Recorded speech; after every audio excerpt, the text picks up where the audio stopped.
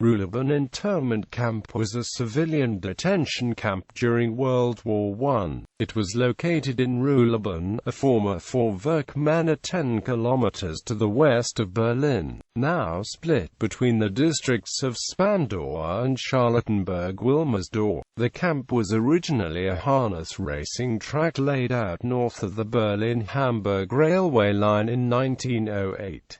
Detainees. The camp detainees included male citizens of the Allied powers living, studying, working or on holiday in Germany at the outbreak of World War I. They also included the crews of several civilian ships stranded in German harbors or captured at sea. There were also quite a number of fishermen captured from trawlers which were sunk in the North Sea in the first days of the war. These were mainly men from Hull, Grimsby and Boston. The camp varied between 4,000 and 5,500 prisoners, most of them British. Life in the camp has been described in several books and essays subsequently written by detainees. These include To Ruhleben and Back by Geoffrey Pike, who successfully escaped from the camp in 1915, and Life in Ruhleben, 1914 to 1918 by Frederick Giel. Quarters were cramped. The stable blocks averaged 27 stalls, each housing 6 men. The stable block lofts each housed about 200 men. The German authorities adhered to the Geneva Convention and allowed the camp detainees to administer their own internal affairs. Gradually, a mini-society evolved in the camp. Letters, books, sports equipment and a printing press were all allowed into the camp, and the detainees organized their own police force, magazine, library and postal service. The latter, known as the Ruhleben Express Delivery, was organized by Albert Camps and began operating in July 1915.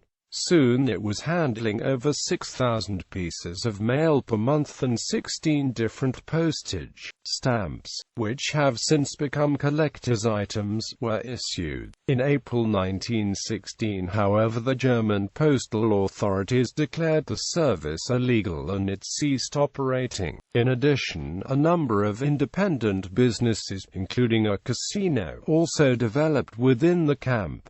Arts and culture. The camp detainees also arranged their own entertainment. Among them were several musicians, including Ernest Macmillan, later to become a conductor of the Toronto Symphony Orchestra. Other British musicians interned there include Edgar Bainton, Edward Clarke and the Australian-born Arthur Benjamin. Macmillan was a prominent member of the Ruhleben Musical Society, formed in 1915, and directed performances of The Mikado and a pantomime version of Cinderella. Macmillan transcribed the music for the former from memory with the help of 4 other musicians, including Benjamin Dale. Among those who attended these performances were James W. Gerard, the United States ambassador. The detainees also presented Trial by Jury, The Pirates of Penzance, The Yeomen of the Guard and The Gondoliers. Macmillan also gave lectures on each of Beethoven's symphonies, which were followed by piano duet performances played by him together with Benjamin Dale. Macmillan was also a member of the Ruhleben Drama Society and acted in productions of Othello, Twelfth Night, Lady Windermere's Fan and The Importance of Being Earnest. Sports at Ruhleben. As well as music and drama, sports also played a major role in the life of the camp detainees.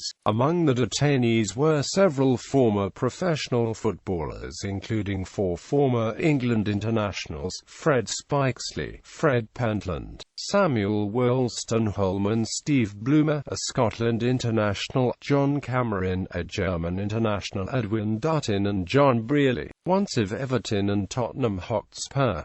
The Ruhleben Football Association was formed with Pentland as chairman and Cameron as secretary. Cup and league competitions were organized and teams adopted the names of established teams such as Tottenham Hotspur and Oldham Athletic. As many as 1,000 attended the bigger games. On May 2, 1915, an England She featuring Pentland, Wolstenholme, Brearley and Bloomer played a World She captained by Cameron. Towards the end of the war, an international triangular tournament called the Coupe des Allies, featuring a British She, a French She and a Belgium She, was organized. Other sports such as cricket, rugby, tennis and golf were also popular within the camp. In May 1915, a Ruhleben She, featuring Bloomer and Brearley, played a Vasties She in the Ruhleben Cricket League. In July 1916, a Lancashire She, featuring Bloomer, beat a Yorkshire She that included Wolstenholme.